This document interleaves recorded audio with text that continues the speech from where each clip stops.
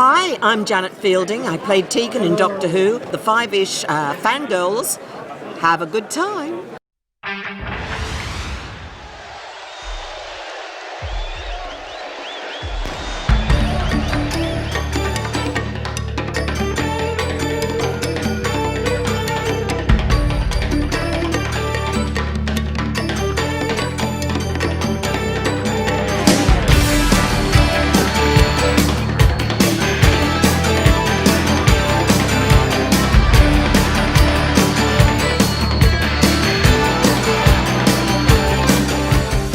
The tangents we continue all the way to episode 292 of the Five-ish Fangirls podcast, and it is time again for another history lesson courtesy of Billy Joel. This time, 1951. Welcome everyone to this week's episode of the Five-ish Fangirls podcast. So glad you could join us. Let's start off like we do on the virtual table and see who joined us this week. This is Brittany in Bethlehem. This is Holly from Wisconsin. And this is Rachel in Indianapolis, Indiana. Hello, everyone. Hello. It is I don't know how it is in your neck of the woods, but it is gorgeous outside. Yes. It was gorgeous earlier for me, and now it's starting to cloud up. Yeah, well, that's what you get for being near the East Coast during hurricane season. Mm-hmm.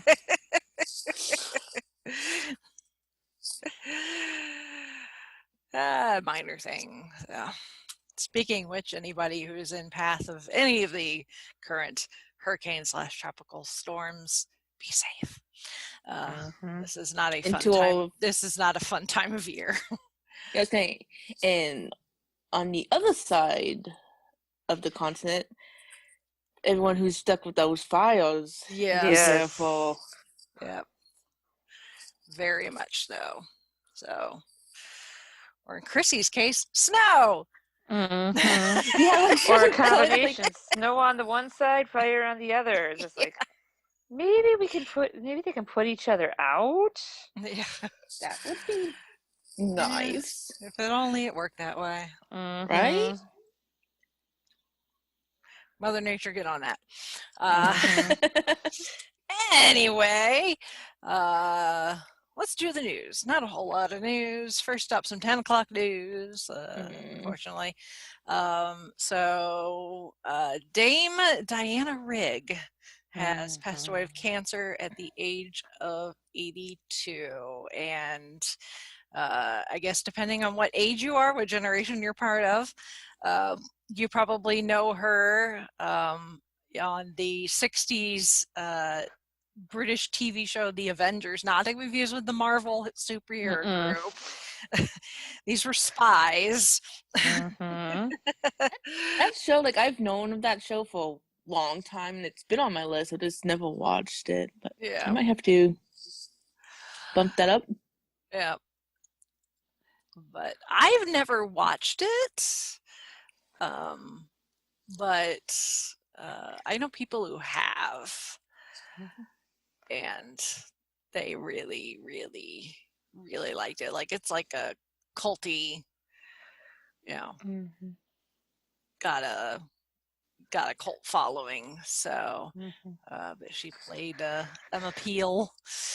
So, for a short time there, my mom owned a Mini Cooper, which is a very distinct British vehicle, and because we're weird in our family and we name all of her cars, their Mini Cooper was named Emma after Emma Peel.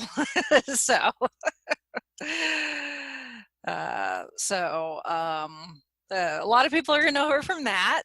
If you're a James Bond fan, you're going to know her from George Lazenby's one and only film outing as the titular spy, where she played Tracy, and ended up being the woman who convinced James Bond to get married. Spoiler alert, it didn't last long. No, it didn't.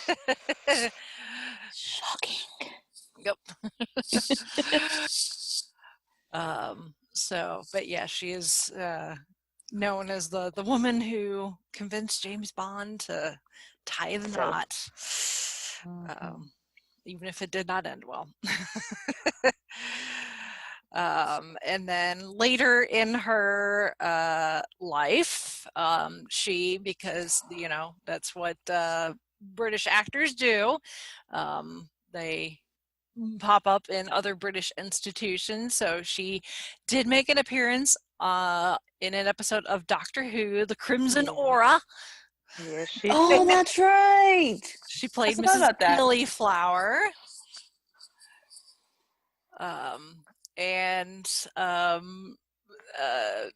Funnily enough, or it was done on purpose, actually, because Mark Gatiss actually wrote that one.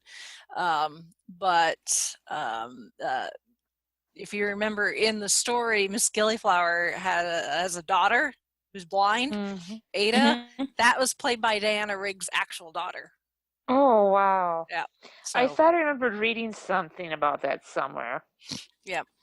So I guess Mark Gatiss had worked with Diana on something in the theater, and I guess at the when they were dorking that together, and she mentioned that she and her daughter had never actually worked together. So that when Steve Moffat came to Mark Gatiss saying, we read a Doctor Who episode, as he's done several times, then Mark Gatiss was like, ha I can write this for Diana and her daughter. So that's how we ended up with the Crimson Horror, or as I do with my really bad impression of Jenny, the Crimson Aura.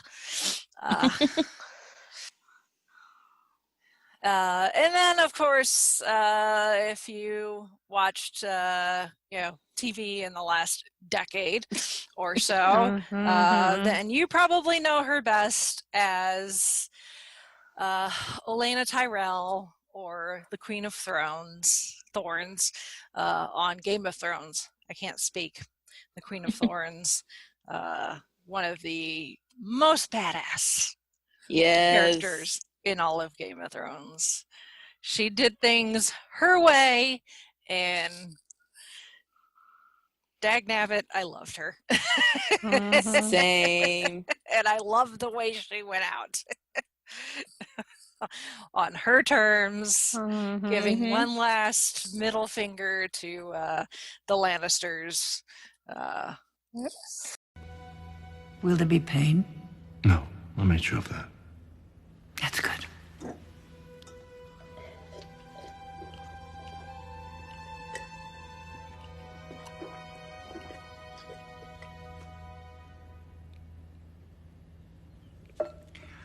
I'd hate to die like your son, clawing at my neck, foam and bile spilling from my mouth, eyes blood red, skin purple. Must have been horrible for you, as a king's guard, as a father. It was horrible enough for me. A shocking scene. Not at all what I intended. You see, I'd never seen the poison work before.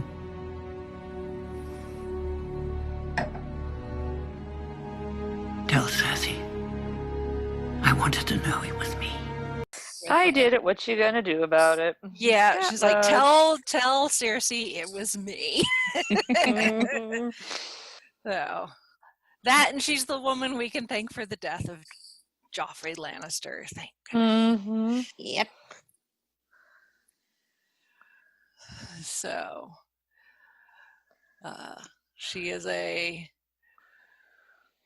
a force to be reckoned with, both on and off the screen, apparently. From the stories that people have said, and the postings since she's passed, is like she did things her way. So she was extremely talented, but she knew what she wanted. So that's pretty dang awesome. So. Nope, go ahead. I was gonna say, I haven't seen it yet, but apparently she's been in some episodes of Victoria, the one with Jenna Coleman. So I might have to That's another one I've been wanting to watch, so I might just have to try it. Mm-hmm. So there is that. And then hopefully you're still marking your calendars in pencil. Because once again, the movie release schedule has some changes. In this case, Wonder Woman 1984, which originally was supposed to come out this summer and then was pushed to actually a few weeks from now, early October, I believe, has now been pushed to Christmas, literally Christmas Day. Yeah, it's supposed to come out October 2nd. It will now be released December 25th of this year, thankfully. Still this year. Cutting it close, but yes. Yeah. Yeah, so yeah, there you go. Like, I know what I'll be doing at Christmas if I'm not snowed in. Right. Right. Or just wait and see if they are going to offer the option, like some of them, you can watch from the comfort of your own home. No. Probably not, yeah. Yeah, even if they did, this is still one I'd want to see on the big screen. True. One deserves to be seen on the big screen. So I'm going to convince my sister, because we don't always, but we do sometimes go see movies on Christmas. I wonder if I can convince her to put this one. She's iffy with superhero comic book movies. But Wonder Woman's awesome. Although she would need to see the first one. Otherwise she would be very confused. When Wonder Woman gets all excited to see Steve again. Peggy? Yeah. Little bit. Kinda. There's a little bit it's just superheroes. They all steal from each other. I know, but you know what I mean. Yeah. So there is that, and then I forgot to add it to the news show notes. I'll make sure to add it, but as bad as this year's been, and we're all sitting here hoping that maybe next year will be better. So far, it's not looking too good because Gallifrey 1 has gone ahead and canceled next year's event. So there will Is this the first time that's happened? I think so. Yeah, I think. I don't know if it's the first time Gallifrey 1's ever been canceled. It's the first convention or event that I've seen canceled for 2020. For 21. So I think because it is because that's one of the first conventions of the year. It's in February. Yeah, it's in February, so I could kind of understand that because you're still, even with everything going on, that's still cold and flu season. So that could just there's who knows what's going to happen when we get into winter and cold and flu season. Get your flu shot, people, if you can. Yes, definitely. So.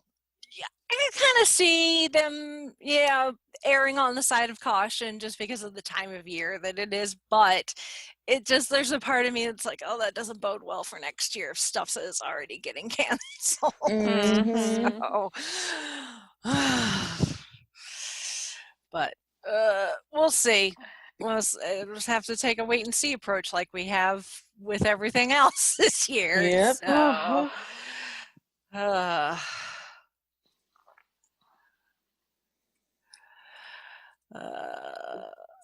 So there's that. So that's it for the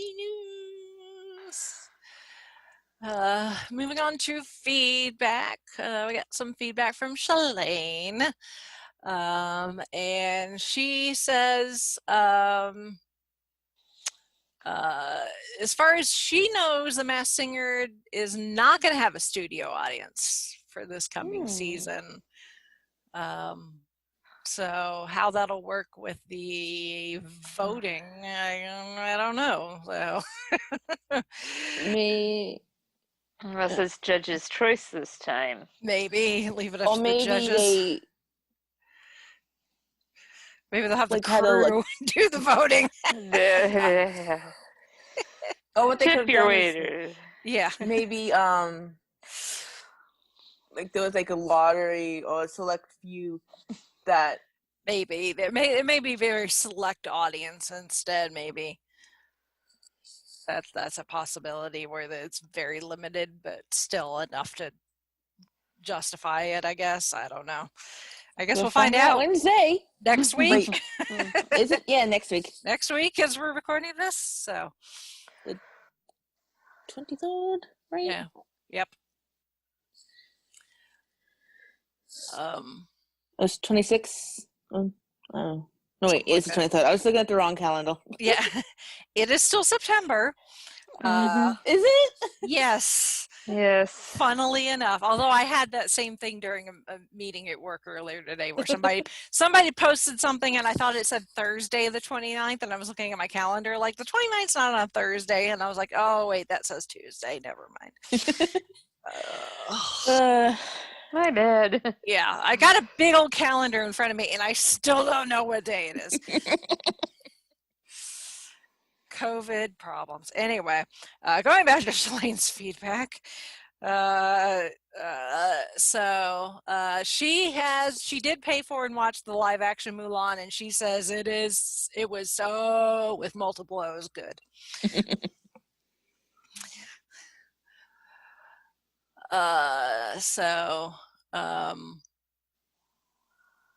She said she was not born when Pocahontas came out. Fair enough. But she does remember seeing movies like Mulan, Tarzan, Lilo and Stitch, and Treasure Planet in the theaters. And also some Pixar movies. Something, because we didn't really necessarily talk about the actual Pocahontas movie a whole lot as we were talking about the historical accuracy and all that, but she does mention that at one point the animals, Pocahontas' animal friend, because we talked about how, like, you know, the raccoon and the hummingbird are like some of the best parts. The animals were supposed to talk at one point. Oh boy. Yeah. But they changed their mind with that, which is probably a good thing. I'm glad. Like, I mean, Disney's definitely known for having talking animals, which usually is not a big deal. I think it would have been a bit weird. Yeah, it's like they were already pushing it with the talking tree. Exactly. So,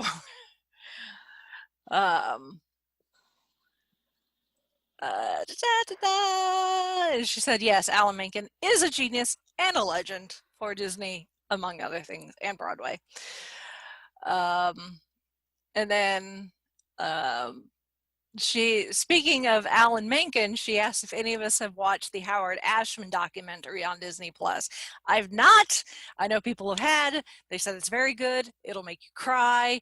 It's on my to watch list. I just have not got around to watching it yet. In fact, I'd logged into Disney Plus and it was like, they're like, hey, you gonna watch this now? And I'm like, no, not yet.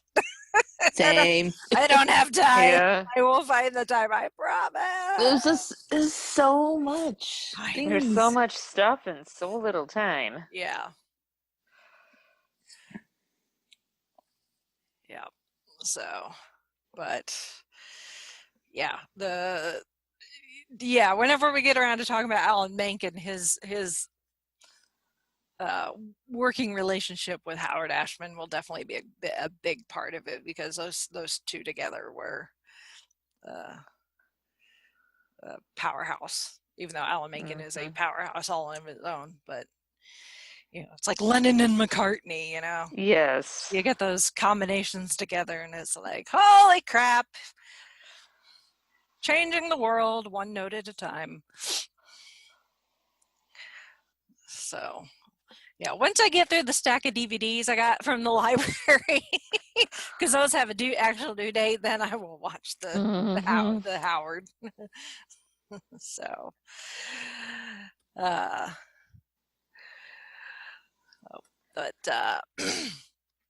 anyway, so thank you for your feedback, Shalane.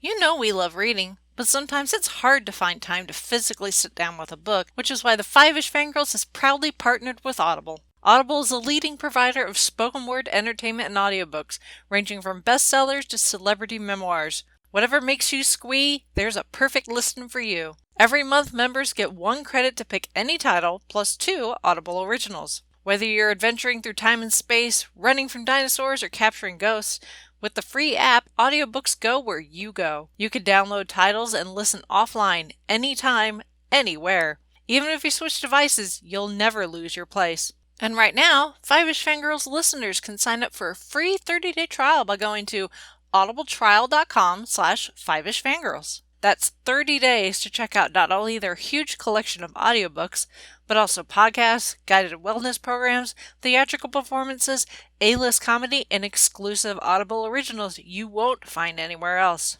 So continue the joy of reading with Audible. Don't see a title that trips your trigger one month? No problem. Your credit will roll over to the next month, and you can quit anytime and keep the books you've acquired forever. For more details and to sign up for your free 30-day trial, visit audibletrial.com/5ishfangirls. That's audibletrial.com/5ishfangirls. And now, back to the podcast.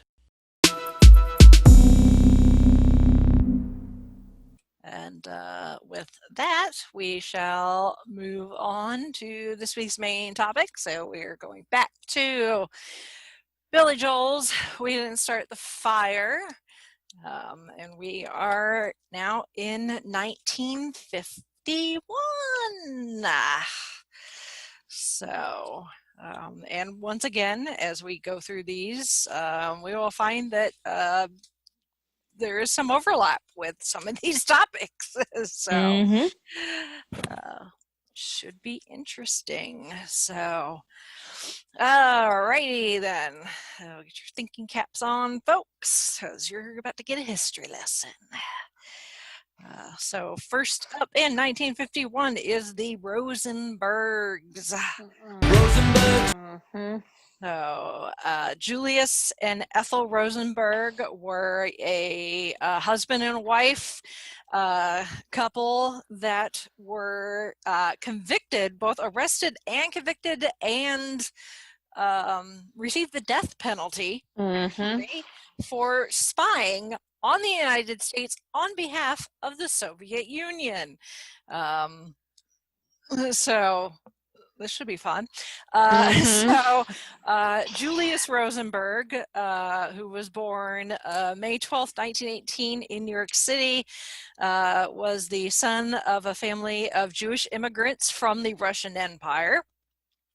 They moved to the Lower East Side by the time he was 11. His parents worked in shops on the Lower East Side, and he attended Seward Park High School. He became a leader in the Young Communist League while at City College in New York during the Great Depression. In 1939, he graduated from City College, New York, with a degree in electrical engineering. That will be important. His wife, born Ethel Greenglass, was born September 28, 1915, to a Jewish family in Manhattan. She had a brother, David Greenglass. He will be important as well. She originally was an aspiring actress and singer, but eventually took a secretarial job at a shipping company. She became involved in labor disputes and joined the Young Communist League, where she met Julius in 1936. They married in 1939. Together, they had 2 sons, Michael, born in 1943, and Robert, born in 1947. So Julius, once he got his degree in electrical engineering, joined the Army Signal Corps of Engineering Laboratories at Fort Mammoth, New Jersey in 1940, where he worked as an engineer inspector until 1945. He was fired when the U.S. Army discovered his previous membership to the Communist Party. At that particular location, Fort Monmouth in New Jersey, They just happen to be doing important research on electronics, communications, radar, and guided missile controls during World War II. At some point, as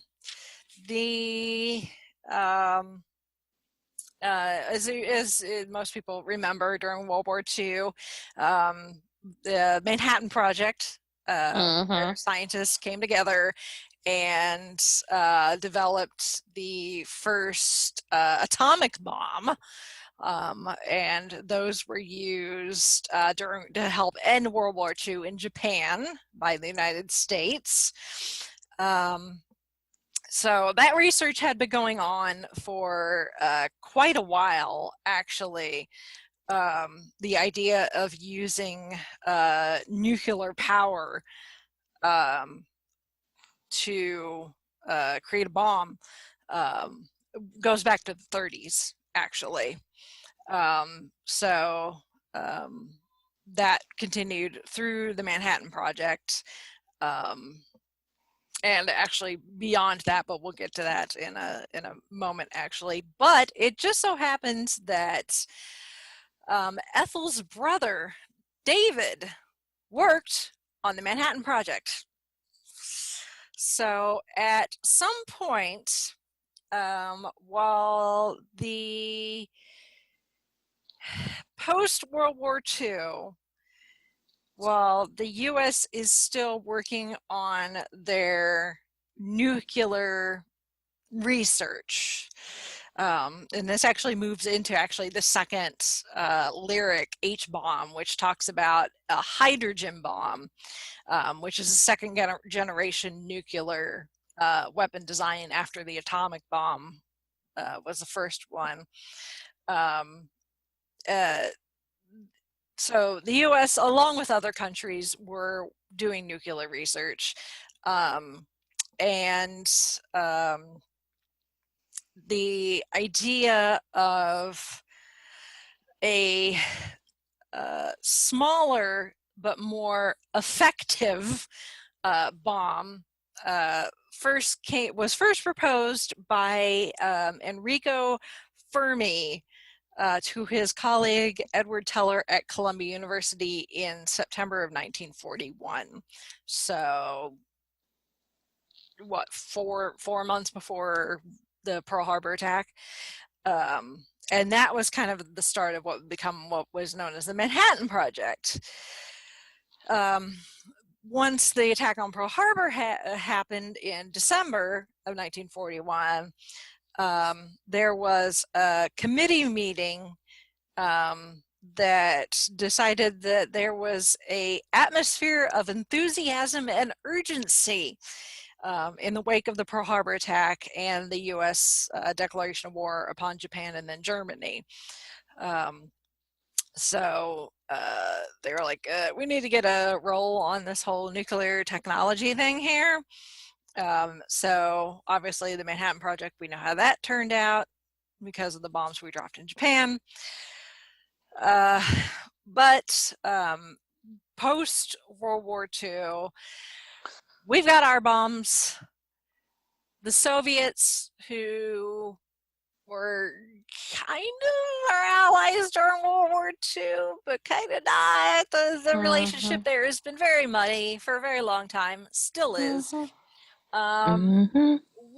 The U.S., as far as the government and all the scientists were concerned, is they assumed we were leaps and bounds ahead of the Soviets as far as nuclear technology is concerned. They're like, they'll probably get there eventually, but by our estimation, it's gonna be years, if not decades, before they even come close to what we've managed to accomplish. That is until August 1949, when the Soviets did their first atomic bomb tests. And the U.S. government and scientists went, oh my God! How did this happen?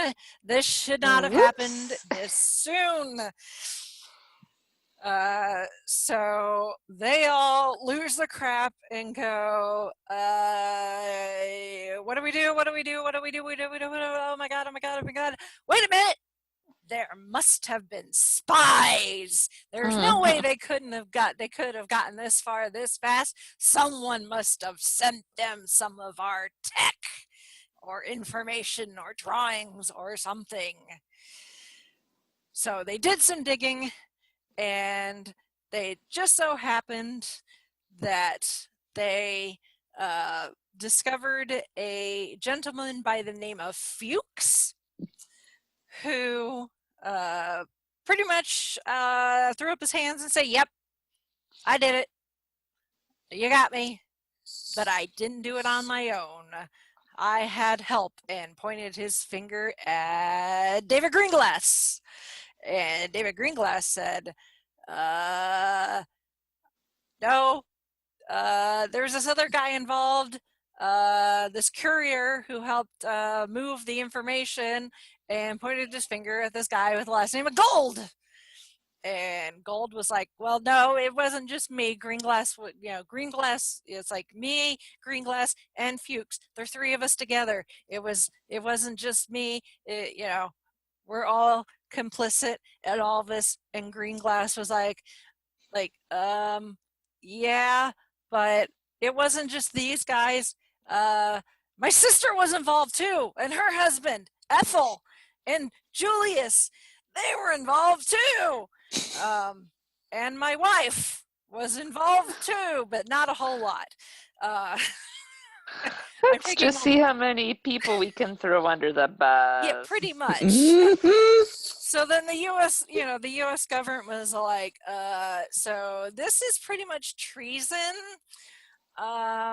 So y'all are in trouble, quite a bit, and so they were like, you're all under arrest, and we're going to put you on trial for espionage and treason and selling, classified information to, the Soviets and the communists and all that. And and this is punishable by death. And David Greenglass was all like, well, yeah, well, I did it, and but my wife, what I said about her involvement, I lied. She really wasn't that involved.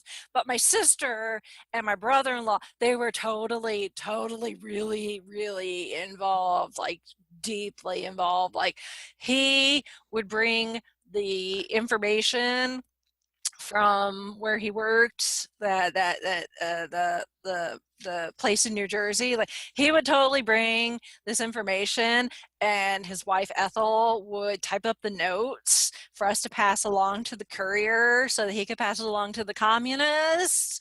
So it's like they're totally complicit in all of this. And my wife, she's pretty innocent in this. She may have been in the room, but and heard some things, but she really wasn't involved. And the government bought it, essentially. So they held a trial, and Ruth was, I think the charges against her were dropped. I'm not sure exactly what happened to David. I think he may have served a sentence, but he was not executed, because he was interviewed years later about all of this. But Julius and Ethel were both put on trial in the late 40s, early 50s. And there was a lot of hearsay, a lot of evidence that was not used because it was considered too sensitive. And we'll get to that. We'll get into more of that in a moment. But essentially, it all came down to people pointing fingers, and there's this whole thing. I'll put a link to it in the show notes. There's this documentary I watched. It's on YouTube. There's this whole thing with an empty box of Jello being split in two, and that's how like the two like Gold knew who his contact was, because they both had the halves of this Jello box. Like, it's just weird, the way that the Russians would do things, the way they do espionage. Truth stranger than fiction, ladies and gentlemen. Yeah. It's like Jello boxes. But anyway, on March 29th, 1951, the Rosenbergs, Julius and Ethel, were found guilty of espionage, essentially. And they were put to death. They were both, and at that point, it was death by execution. The electric chair was the weapon of choice for executions. And Julius, I believe he was executed first, and he died, almost immediately. Apparently Ethel, they had to shock her twice because she didn't die on the first jolt. So they had to jolt her again, which does not sound pleasant at all for anybody involved. Nope. So there's that.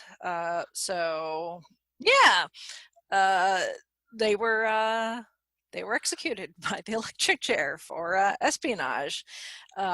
It just so happens that down the line, in 1993, the American Bar Association, at like a annual conference or something, decided to have a mock trial and essentially redo the trial in mock format with some of the evidence that had not been used the first time around.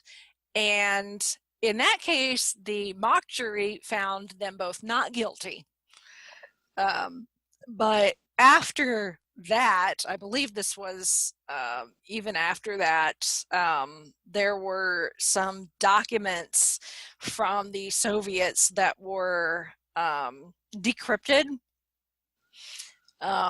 from something called the Verona Project that actually proved that Julius was involved in a spy ring. But Ethel's role she was involved, but not nearly to the point as they originally believed. So her brother did really throw her under the bus because he wanted to save his wife's life. It essentially came down to his wife or his sister. He chose his wife. Their sons have tried to get their mother, Ethel, pardoned posthumously because of this new evidence. They've yet to be successful. They were trying to prove that both of their parents were innocent at one point, but that's before the Verona Project stuff got declassified. And then they realized, oh, our dad actually was a spy, but our mom was not that involved, and we would like her to be pardoned, even though she's been dead for 60 years almost. But they've not been successful yet to have her posthumously be pardoned. But yeah, the whole, anytime you get into espionage and spy, like, as cool as it is to watch something like James Bond, the real life stuff is just so much crazier than anything James Bond could come up with. So, but yeah, watch that documentary on YouTube, and you'll just be like, this thing is bonkers. It's absolutely bonkers. Although the documentary is kind of on the old side, so some of it's not completely up to date, but still the whole thing, with the Jello boxes, is like, really. So, but it just so happens that's really connected to and overlaps with the next lyric, which is H-bomb, which is short for hydrogen bomb, which is a nuclear weapon design. It is more sophisticated, it's more streamlined, it allows vastly greater destructive power than the first generation atom bombs at a more compact size, a lower mass, or a combination of the two. So like I said, the idea of just thermonuclear fusion bombs ignited, essentially the bomb is essentially two bombs where there's a smaller device that explodes and sets off a chain reaction that allows the larger, more destructive bomb to go off. That was, like I said, it was proposed in 1941, and that led to the atomic bombs that we used in World War II. But after the Soviets did their test in 49, and at the same time they're trying to figure out how the Soviets figured out, and the whole thing with the Rosenbergs and all that, our scientists are still working, doing their thing, even though there's the potential that there's a spy or spies in their midst. It's like, well, we still need to keep going at this because the Soviets are obviously catching up faster than we thought. But for a while there, they were hesitant to move on with this more powerful, what they considered a super bomb, and there were debates on strategy and morals and all that. Imagine that, morals when it comes to using atomic, nuclear weapons. Yeah. But in January of 1950, President Truman decided to have the scientists go ahead with development of this new weapon, the hydrogen bomb.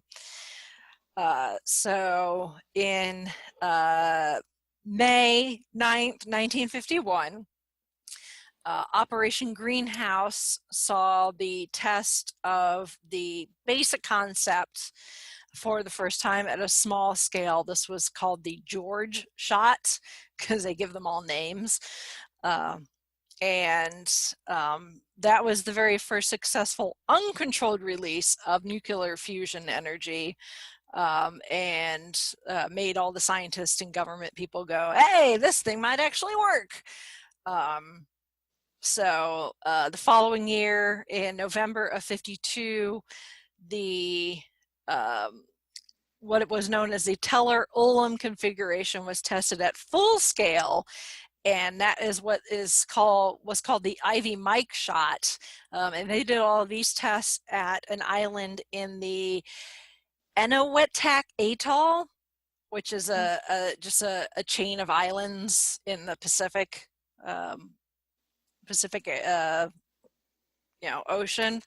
And the Ivy Mike shot was 450 times more powerful than the bomb dropped on Nagasaki. Oof. Yep. So we know about all the tests and everything, because those are kind of, even when they're done on islands in the middle of nowhere, it's still kind of hard to hide when those mushroom clouds appear in the sky.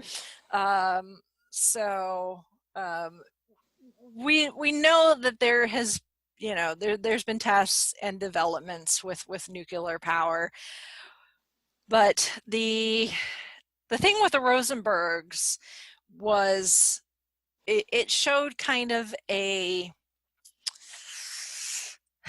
I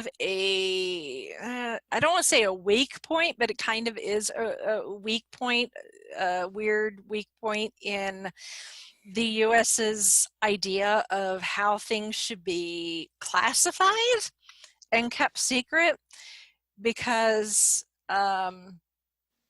the details, like the very specific like blueprints and all of that, those are kept classified.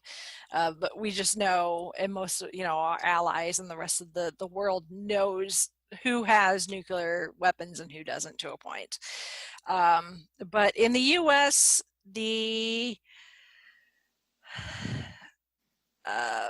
as far as they're concerned, such knowledge is by default classified as restricted data, even if it's created by persons who are not government employees or associated with weapons programs, and is the legal label is born secret.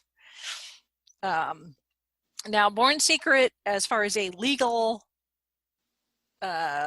doctrine, is usually not invoked for private speculation. So like if we were to sit here and try to armchair figure out how the latest nuclear weapons actually worked with our very, very limited knowledge, the government's not necessarily going to come after us if we happen to figure it out, even remotely close.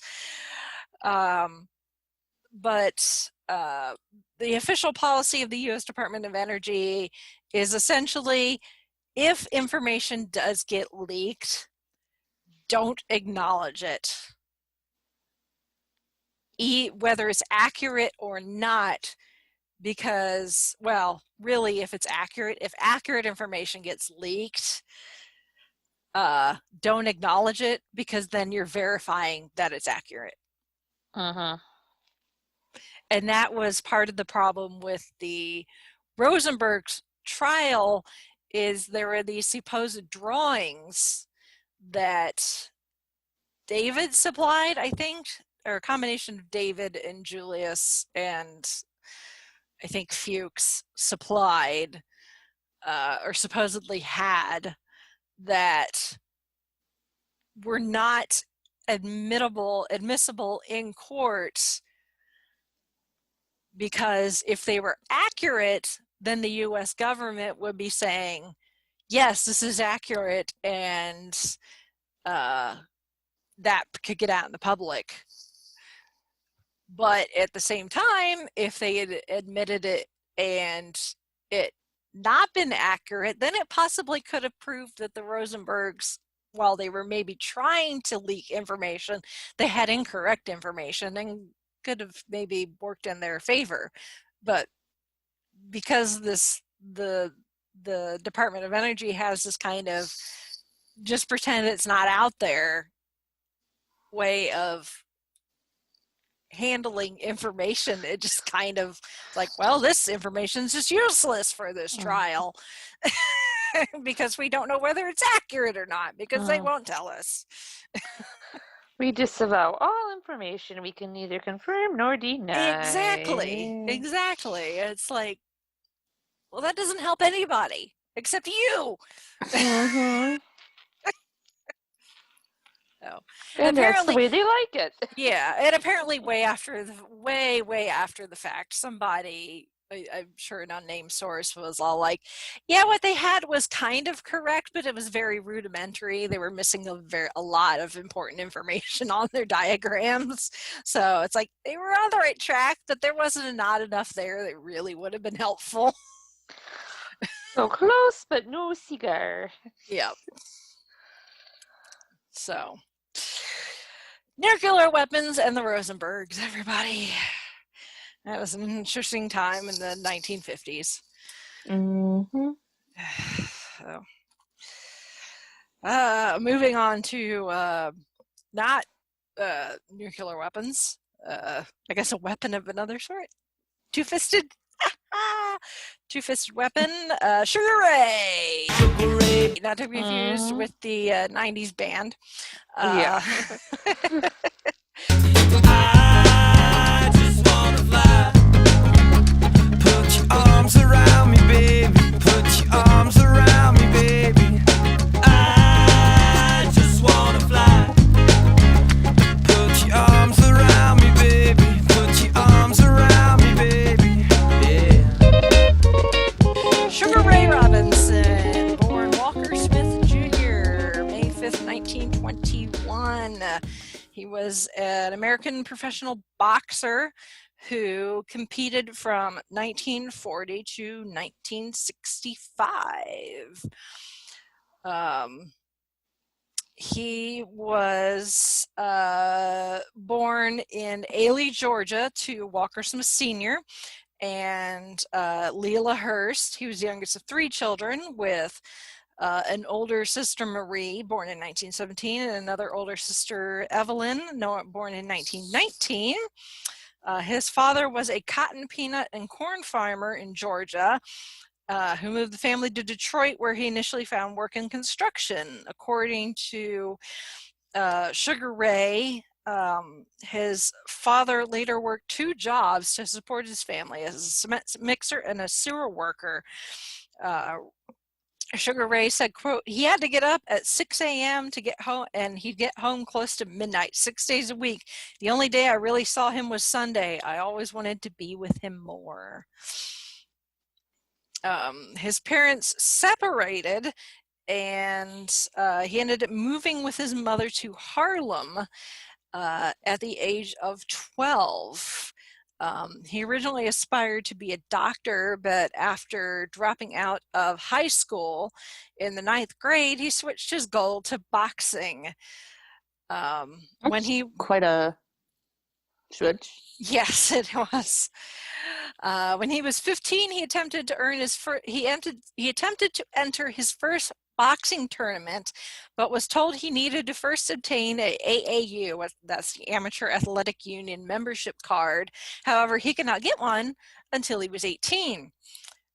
He ended up getting one by circumventing their age restriction by borrowing a birth certificate from his friend Ray Robinson, who was old enough.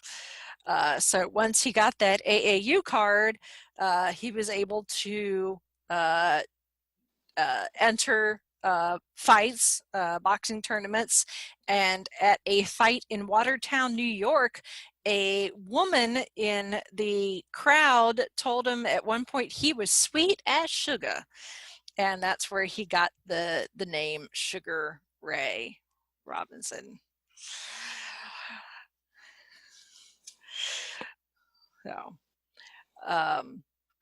at the age of 19, actual age of 19, not the pretend age of 19, but his actual legal age of 19, he turned pro. That was in 1940. And by 1951, he had a professional record of 128 wins, 1 loss, and 2 draws, with 84 knockouts. Dang. From 1943 to 1951, he went on a 91 fight unbeaten streak, the 3rd longest in pro boxing history.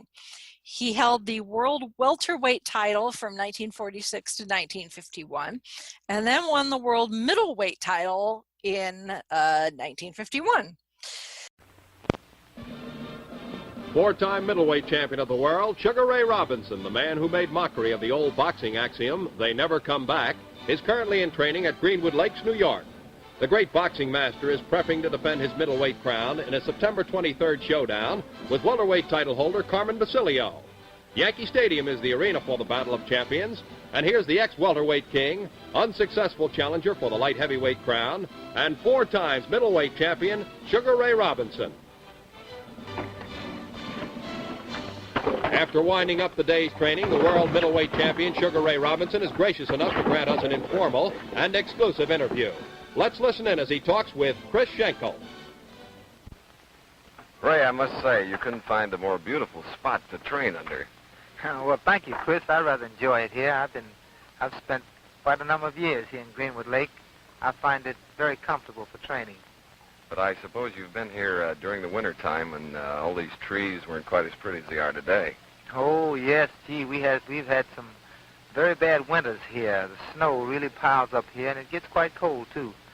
We have the best ski slide, I imagine, in the state of New York, Mount Peter, right up here. And the activity here for winter sports during the winter is really something to see. Ray, I knew you had taken up golf, but I didn't know that you'd become a skier. Oh, no, I haven't. I just grew up to watch it. Ray, you haven't been in the ring for a fight since May 1st, and that's been quite some time ago, and I know after that great victory that you've had a lot of time to think and a lot of time to take it easy. What have you been doing since May 1st? Well, I've been giving a lot of time to my youngster, Ray the Second, and also playing a lot of golf and trying to do some things with my businesses to rehabilitate them and get them to the standpoint where I can feel a little more relaxed. And I'm happy to say that things are coming along a lot better. And now I'm concentrating mostly upon this fight and then what I'm going to do after that. He retired in 1952, only to come back 2.5 years later and regain the middleweight title in 1955. He then became the first boxer in history to win a divisional world championship 5 times. Wow. He was named Fighter of the Year twice, first for his performances in 1942, and then 9 years and over 90 fights later in 1951. What really cements him in 1951, and the reason that Billy Joel included him is because on February 14th, 1951, Robinson met for the 6th time Jake LaMotta. If you've ever seen the Scorsese film Raging Bull, that is all about Jake LaMotta. So another really, really well-known boxer. The fight would become known as the St. Valentine's Day Massacre. Robinson won the fight along with the world middleweight title with a 13-round technical knockout. Wow. He outboxed LaMotta for the first 10 rounds, and then for the next 3 rounds, just beat the crap out of LaMotta. Finally stopping him for the first time, actually, in their, at this point, 6 fights kind of professional rivalry, and actually dealing LaMotta his first legitimate knockout loss in 95 professional fights. LaMotta had actually lost by knockout to a boxer named Billy Fox earlier in his career. However, that fight was later ruled to have been fixed, and LaMotta was sanctioned for letting Fox win, so that knockout really did not count. But that fight, along with some of the other fights between Robinson and LaMotta, are depicted in Raging Bull. And LaMotta said later, "I fought Sugar Ray so often I almost got diabetes." Yep.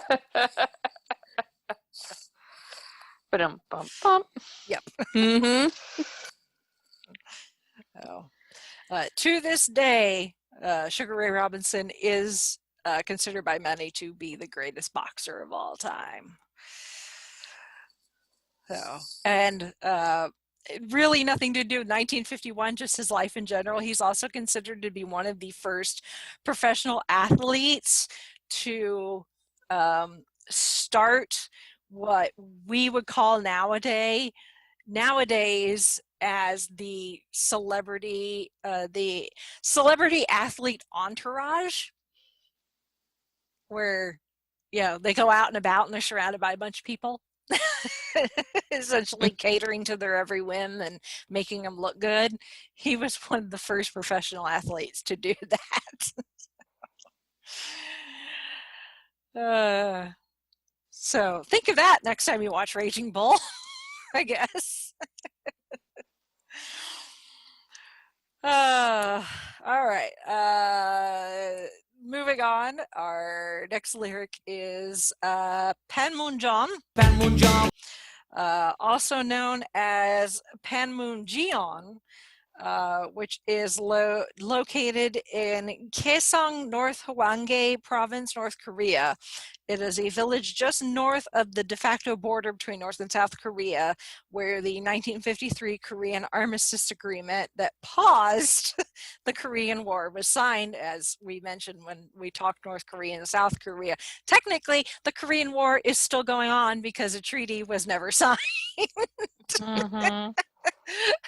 The war has never been officially declared over. It's just been on pause for 60 years. Almost 60 years. It was like, because there's a few wars that were like either ended way longer than you thought, or they're still going on. And it's always surprising, like, Yeah. huh. Yeah. The building where that armistice was signed still stands in that region, though. That area is also the name, another name used for the nearby Joint Security Area, the JSA, where discussions between North and South Korea still take place. There are some blue buildings that straddle the military demarcation line. But UN forces first met with the North Korean and Chinese officials there in 1951 for those truce talks, which lasted until 1953 when the armistice was signed. Apparently one of the main points of contention during these talks was the handling of prisoners of war. That and the South Koreans were not willing to bow to the pressure of not getting a unified state, which is what they wanted. But they ended up reaching an agreement on POWs in 1953. But yeah, the start of hitting that pause button on the Korean War started in Panmunjom in 1951 and is still going on. All right. Moving on to, speaking of Raging Bull, Brando.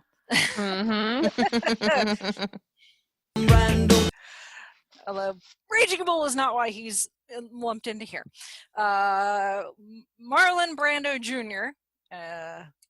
Was born April 3rd, 1924. He was an American actor and film director with a career spanning 60 years.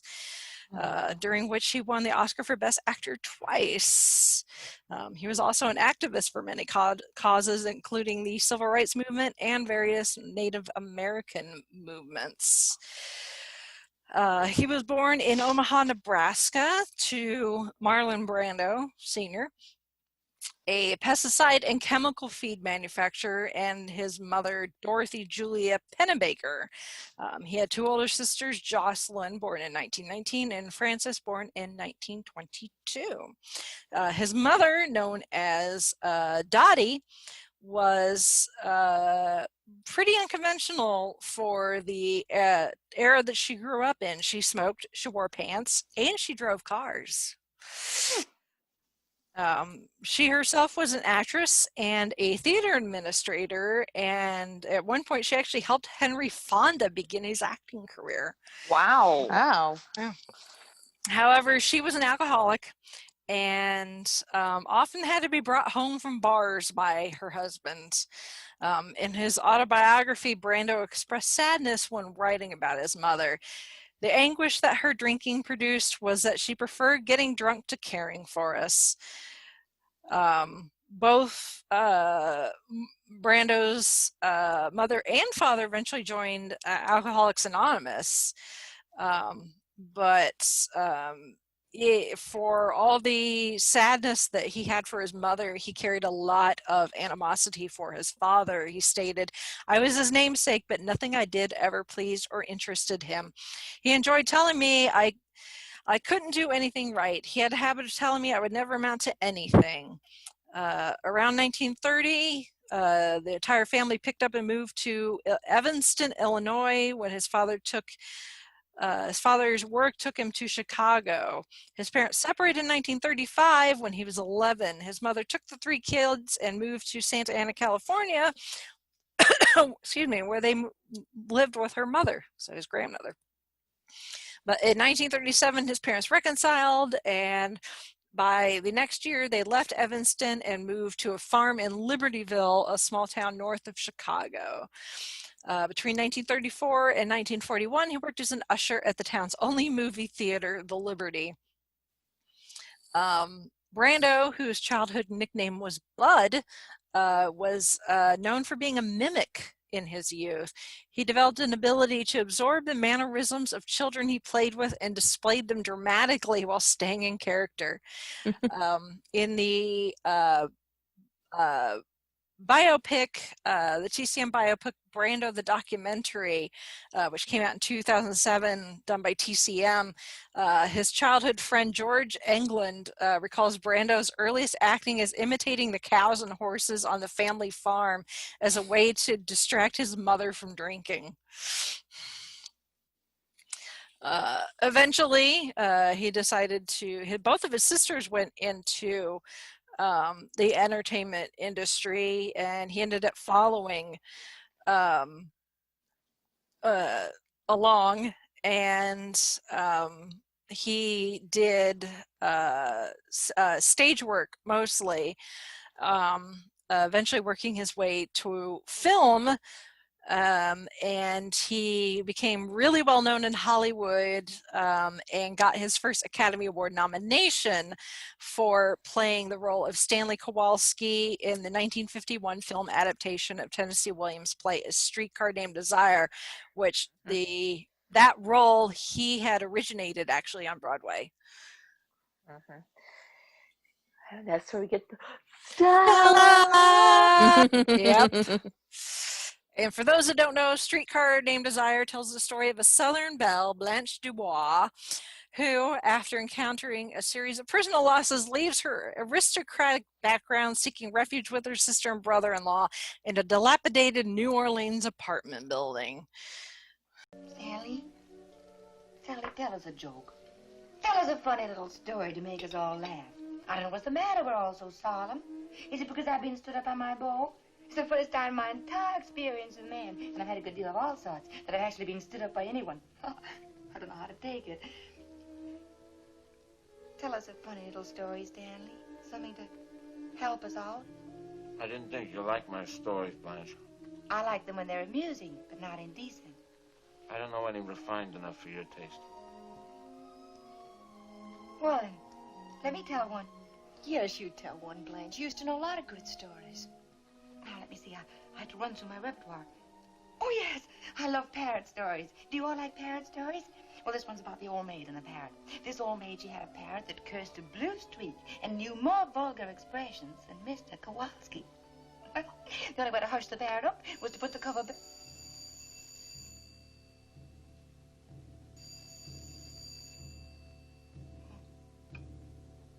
Must be upstairs. Well, the only way to hush the parrot up was to put... Go on, Blanche. No, I don't think Mr. Kowalski will be amused.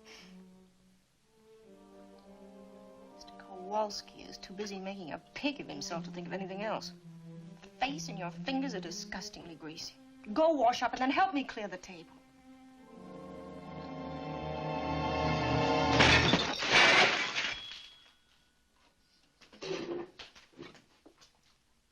Now, that's how I'm going to clear the table. Don't you ever talk that way to me. Pig, Pollock, disgusting, vulgar, greasy. Those kind of words have been on your tongue, and your sister's tongue is too much around here. What do you think you are, a pair of queens? Just remember what Huey Long said, that every man's a king, and I'm the king around here. And don't you forget it.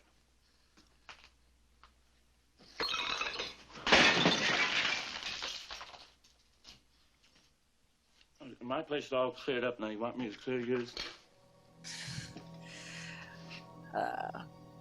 So, but yeah, 1951, Brando kind of hits it big, playing the same role he originated on Broadway in Streetcar, so which I've not seen. It's one of those. It's on the AFI list, so it was covered in an episode of Unspooled in their first, and when they were doing the AFI list. I'll put a link to it in the show notes if you want to listen to their discussion about it. It's with, as it is with a lot of Tennessee Williams work, it is not a nice story. It's kind of brutal. There's violence of several types. So Brando's character is not the nicest gentleman. He's not. He's not. But the entire family is they're just a hot mess in general. So, but if you want to see Vivian Leigh play another Southern belle that's not Scarlett O'Hara, watch Streetcar. Yep. It's her other notable role, and yet she still plays the Southern belle. So, it is a very, very good movie. I know enough of the plot and have seen enough clips to know that I would definitely need to be in a certain mindset to be able to watch it, which is why I've not, because it would be tough to watch. So. But he was definitely deserving of the Academy Award nomination, at least. So, now, did that happen to win the Oscar for that year, or did something else win? As far as the actual, no, it did not. Actually, so you don't have to worry about it for homework. Yeah. Strangely enough, actually, the 1951 Academy Award for Best Picture went to An American in Paris. Oh. Okay. So, bullet dodged slightly, unless somebody asks for a review. Yeah. I would much rather talk about American in Paris. Thank you very much. But anyway, excuse me. That's all right. I inhaled my dinner right before we recorded. But Brando's definitely, starting with Streetcar, he definitely kickstarted a career that would go very, very, very long. There would be ups and downs. He was well known for not learning his lines. He always said is because he always wanted cue cards. And he always said is because it made it more spontaneous if his character didn't know what they were going to say until right before. I'm not sure everybody believed him for that. He was notoriously known for not learning his lines, not showing up on time, being incredibly difficult to work with. But because he was such a good actor, people just forgave him for it because it's like, this is Brando, Oof. But yeah.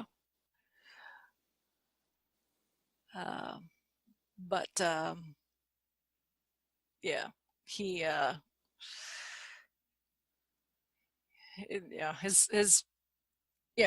his record, it speaks for itself, I guess, Streetcar and The Godfather. Make you an offer you can't refuse. Yeah. The Godfather, Last Tango in Paris, Apocalypse Now. Superman. Don Juan DeMarco. Yeah. Thank you, Brian Adams. Yeah.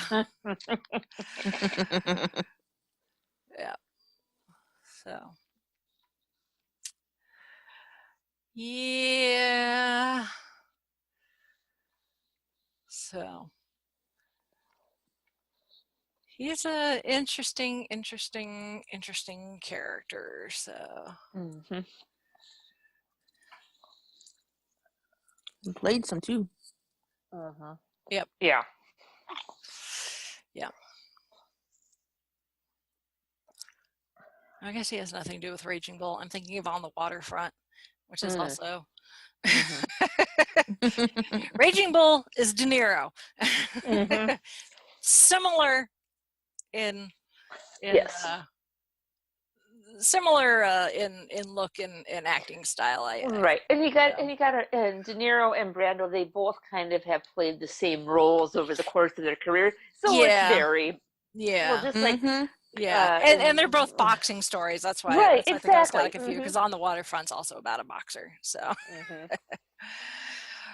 so anyway, yep. Okay, moving on to our second to last lyric, which is The King and I. The King and I. Which is a musical by Rodgers and Hammerstein. Etc. Yes. It is based on Margaret Landon's novel Anna and the King of Siam, which was released in 1944, which is in turn derived from the memoirs of Anna I don't know how to pronounce her last name, Leon Nowens. Get that out there somewhere. Who was governess to the children of the King Mongkut of Siam in the early 1860s. Siam now being modern Thailand, I believe. I think so. Yeah. The minute I say that, somebody's going to be like, no, but I'm pretty sure that's modern Thailand. Yes. Yep. Officially the Kingdom of Thailand. Okay. The musical plot relates to the experiences of Anna, a British school teacher hired as part of the king's drive to modernize his country. The relationship between the king and Anna is marked by conflict through much of the piece, as well as a love which neither can admit. The musical premiered on March 29th, 1951 at Broadway's St. James Theater. It ran for nearly 3 years, making it the fourth longest running Broadway musical in history at the time, and has had many tours and revivals.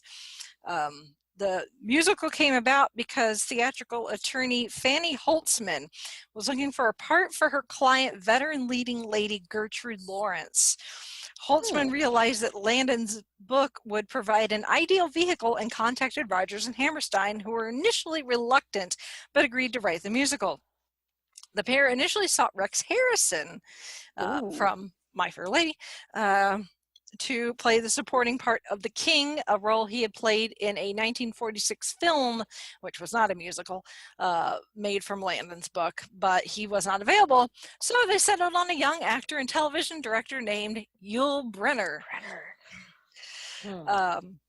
Yul Brynner actually at the time was not very keen to even go and audition for the role.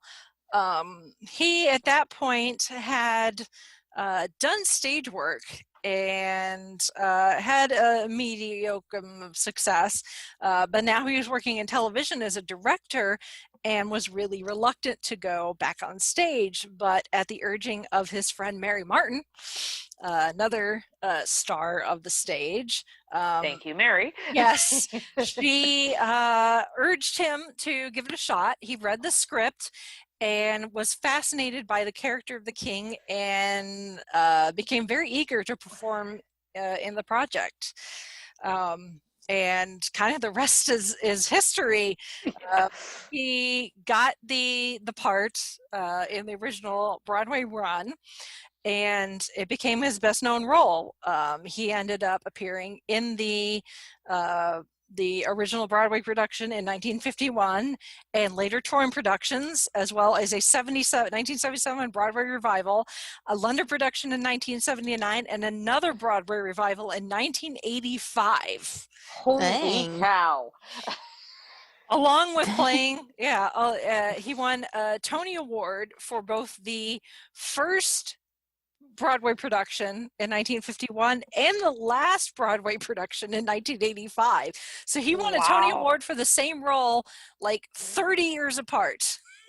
That's really impressive, honestly. Yeah, he also Lifetime Achievement Award, right? Yeah, there. really. He also played the lead role in the 1956 film version, which I have seen several times. It's quite fun and charming, for which he won the Academy Award for Best Actor. So he is only at this time he is only one of 10 people to have won both a Tony and an Academy Award for the same role. In fact, he won a Tony twice for the same role. Just 30 years apart. And an Academy Award in the middle of that for the same role. I'm surprised the man didn't win an Emmy or a Grammy. Yeah, really. He should have an EGOT for that, you would think. Exactly. That would be hilarious. Mm-hmm. Someone to have an EGOT all for the same role.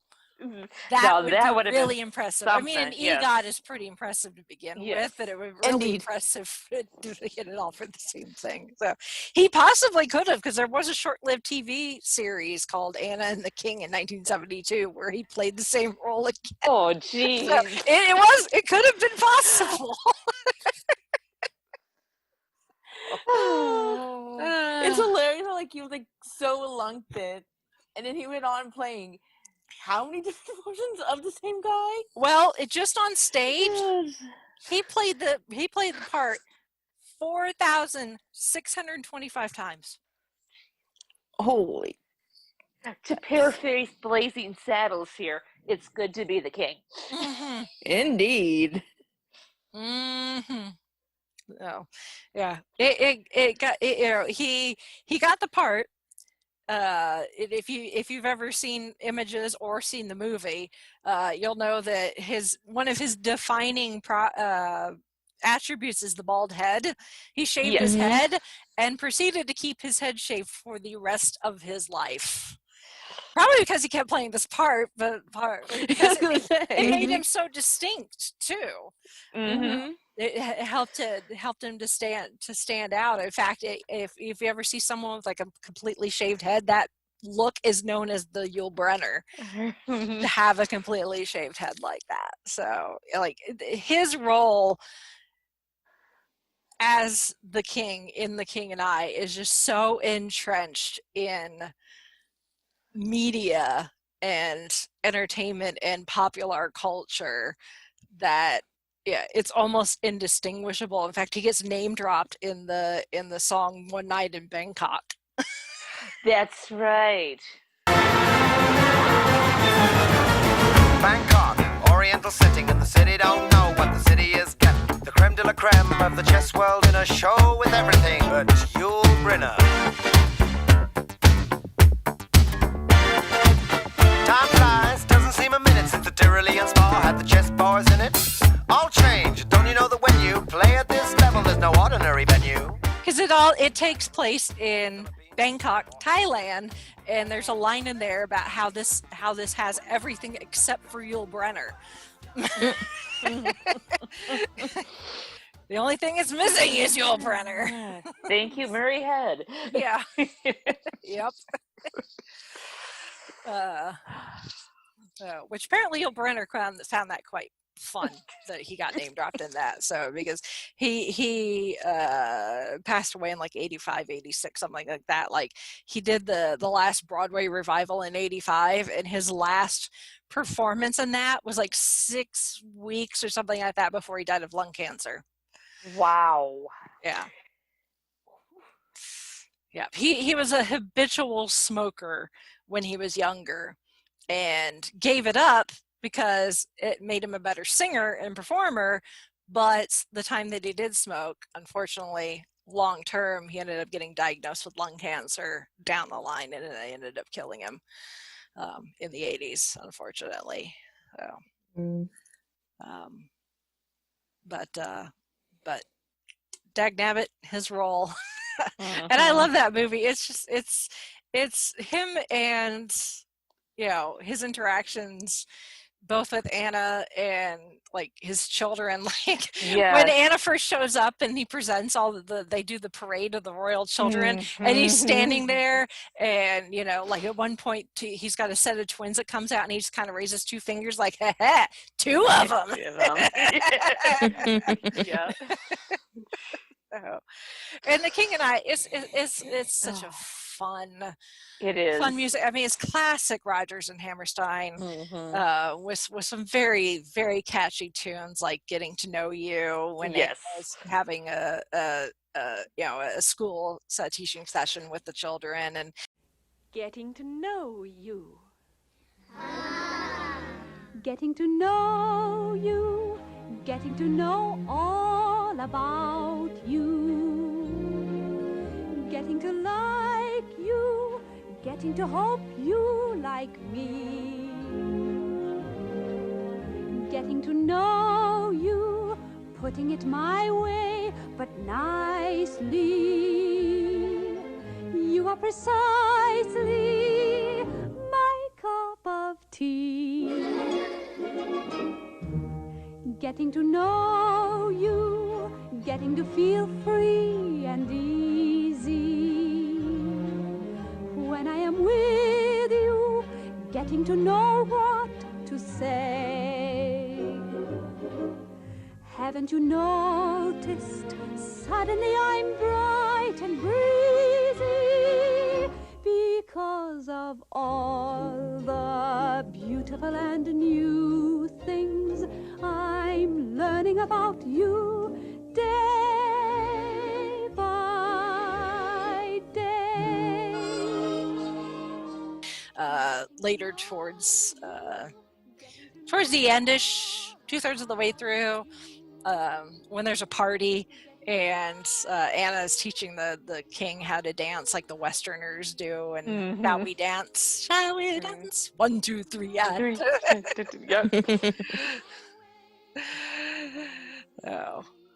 it's such a fun musical. Yes, it is. But you will dance with strange man, holding hands, etc. Yes, but not always a stranger, usually a very good friend. Good, everyone else together. You show me. Teach. Well, it's quite simple, a polka. You count 1, 2, 3, and 1, 2, 3, and 1, 2, 3, and. Shall we dance? 1, 2, 3, and. On a bright cloud of music, shall we fly? 1, 2, 3, and. Shall we dance? 1, 2, 3, and. Shall we then say goodnight and mean goodbye? 1, 2, 3, and. Or perchance, when the last little star has leave the sky, shall we still be together with our arms around each other? And shall you be my new romance? On the clear understanding that this kind of thing can happen. Shall we dance? Shall we dance? Shall we dance? Now. 1, 2, 3, 1, 2, 3, 1, 2, 3, 1, 2.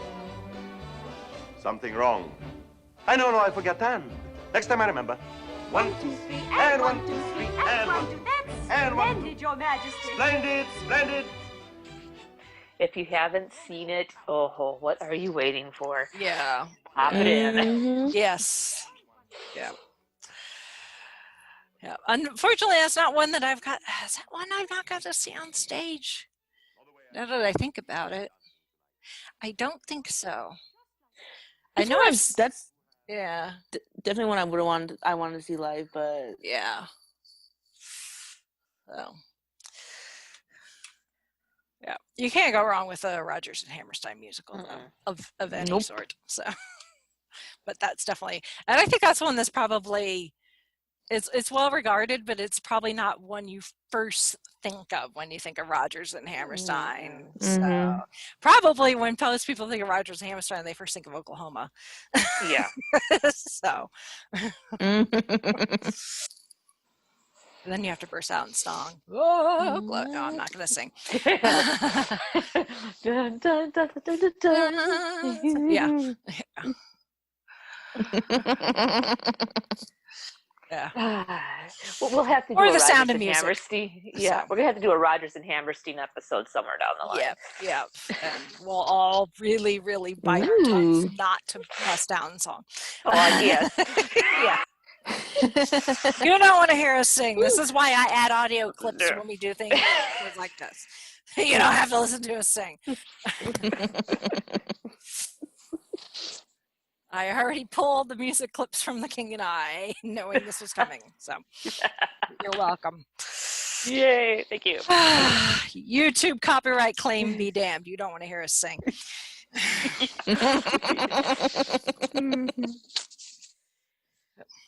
All right.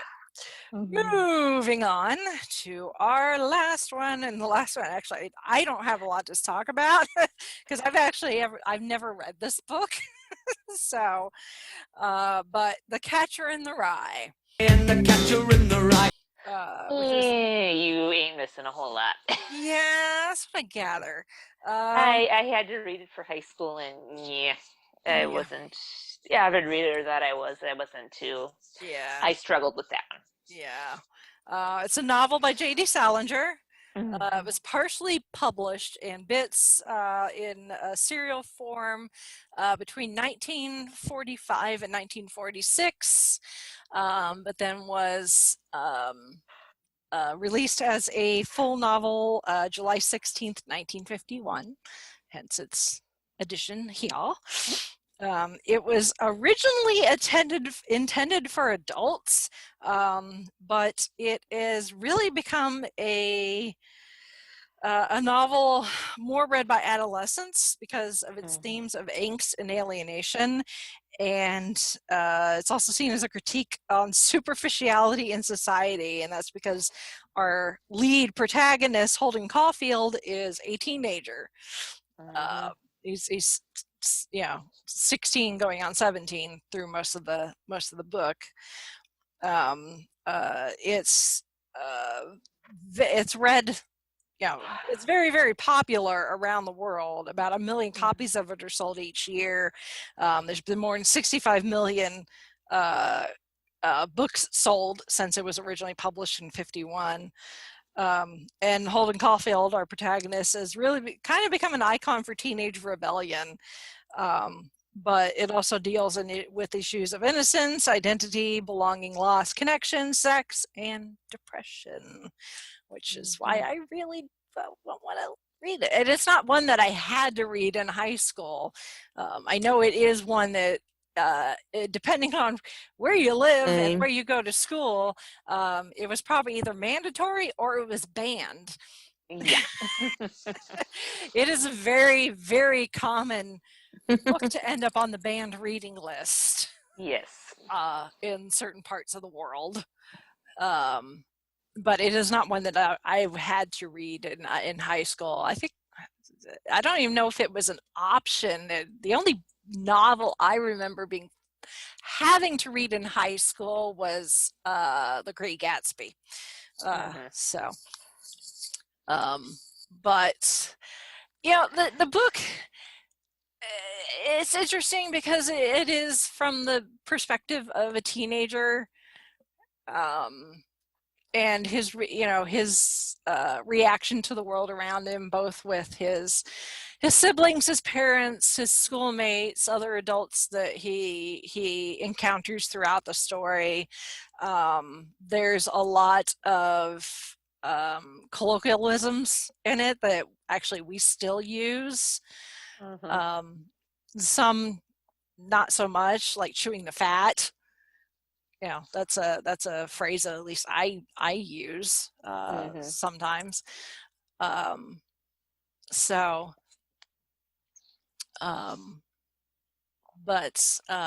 the book is interesting because it's Salinger.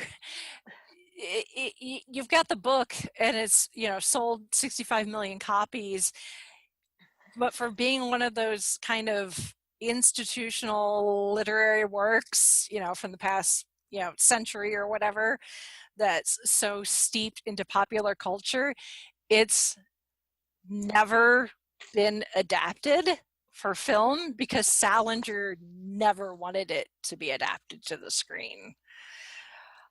There were offers made as soon as the book was released. Salinger thought about putting it in play form, but never really got around to it because he wanted to play the part of Holden Caulfield himself, and if he couldn't do it, he didn't want to do it. Apparently Jerry Lewis tried to get his hands on playing the part of Holden, and other Hollywood types like Marlon Brando, again, a little overlap. Jack Nicholson, Leonardo DiCaprio have wanted to make film adaptations. Apparently, at one point in an interview, John Cusack said that his one regret about turning 21 is he had become too old to play Holden Caulfield. Director Billy Wilder tried to get the novel's rights at one point. He pursued it. He wanted to make a picture out of it.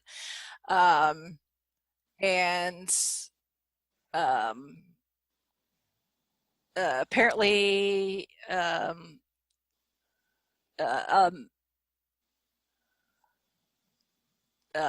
that was apparently J.D. Salinger came in to Billy Wilder's agent's office and said, "Please tell Mr. The office of his agent Leland Hayward." That was Billy Wilder's agent.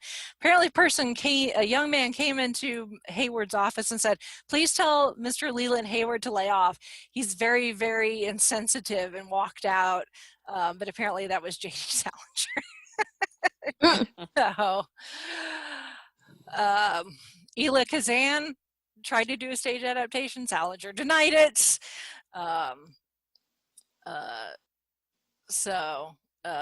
His agents got bids from people like Steven Spielberg. They never even bothered to pass them on. Jeez. Yeah. But yeah, Salinger died in 2010. But even now, his estate, as far as it's concerned, nothing has changed in terms of licensing for film, television, or stage rights. But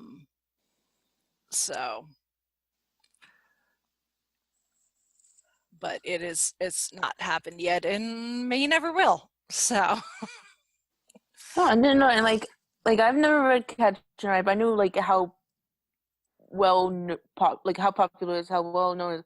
Obviously, I'm being surprised it hasn't been in any other adaptation, and I guess that's why. Yeah. Well, and unfortunately, it also has some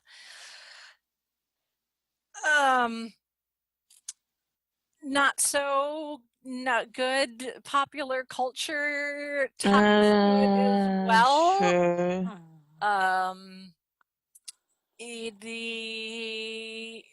It was one of the favorite books, and he actually had a copy of it on him that night. Mark David Chapman, the night he shot John Lennon, he had a copy of the book on him, and he had written inside of it, "This is my statement," inside. And he read a passage from the novel to address the court during his sentencing. There are some that think that Chapman wanted to preserve John Lennon's innocence by death, just like Holden wishes to preserve children's innocence in the book. It was supposed to be, supposedly they found a copy in the hotel room of John Hinckley Jr. after he tried to assassinate Ronald Reagan in 1981. And that was after obviously that was after John Lennon's assassination. Apparently Hinckley was an admirer of Mark David Chapman.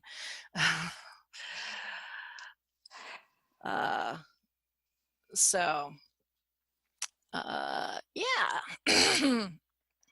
Not too auspicious of a history there. Yeah.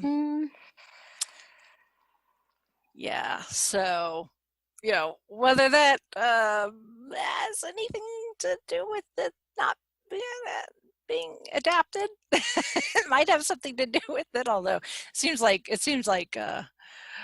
Salinger has not wanted it to be adapted for the entire time that the novel has existed. But I'm sure having those things happen later down the line did not help any. Kind of cemented it even further. Yeah, I think just a little. That didn't happen. Just a smidge.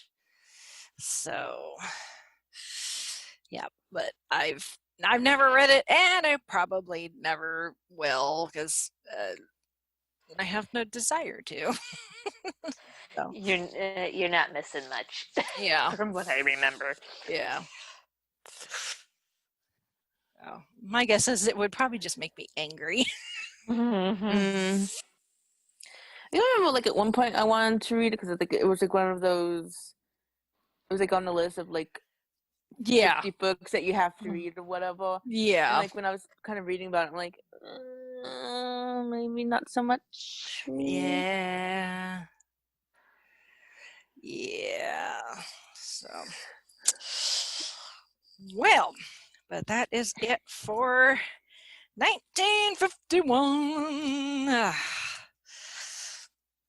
So, I guess if any of our listeners, if you've got any comments about any of these, if you read Catcher in the Rye, maybe it's your favorite book and you want to defend it, you can do so, I guess. You can always send us feedback. Easiest way to do that is via email, fiveishfangirls@gmail.com, or you can get in touch with us on various other social media platforms. All links can be found on our website, which is the5ishfangirls.com. There you can find links to Instagram, Twitter, Facebook, all that fun stuff. There's also links to the Traveling the Vortex Book Club, where we discuss a Doctor Who related book and or our Big Finish audio every month. So you can go join in on the conversation there, or go vote for next month's choice.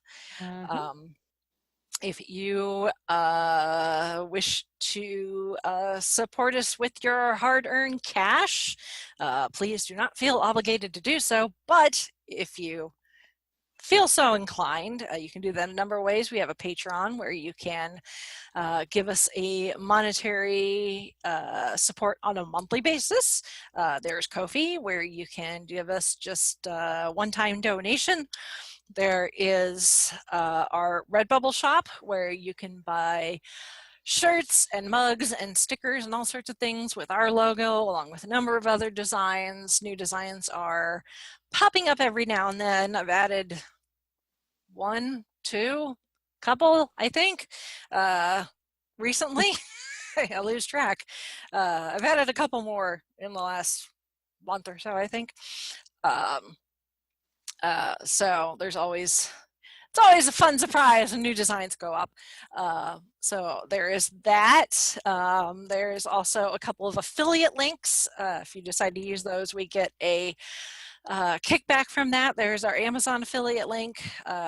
So if you're doing your shopping on Amazon, click our link, do your shopping. Once you check out, we get a small kickback. So there's that. There's also our affiliation with Audible.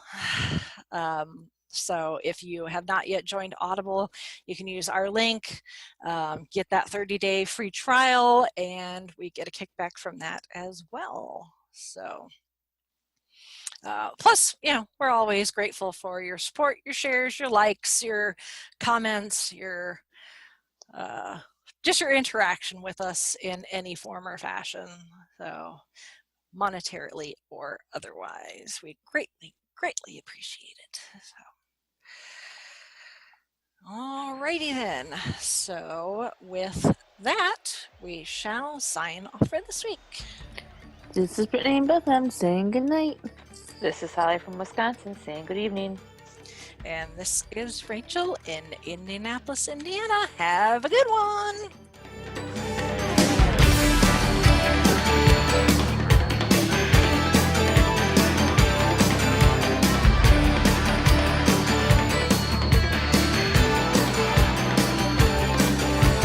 Harry Truman, Doris Day, Red China, Johnny Ray, South Pacific, Walter Winchell, Joe DiMaggio, Joe McCarthy, Richard Nixon, Studebaker, television, North Korea, South Korea, Marilyn Monroe.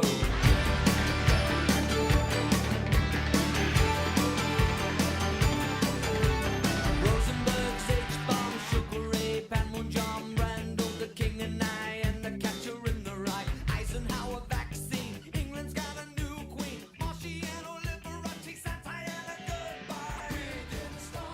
You have been listening to the Five-ish Fangirls podcast.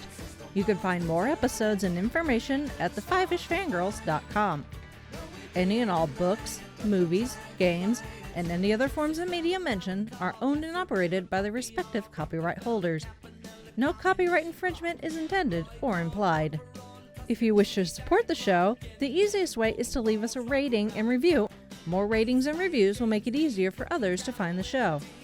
If you wish to support us monetarily, you can do so at patreon.com/5ishfangirlspodcast.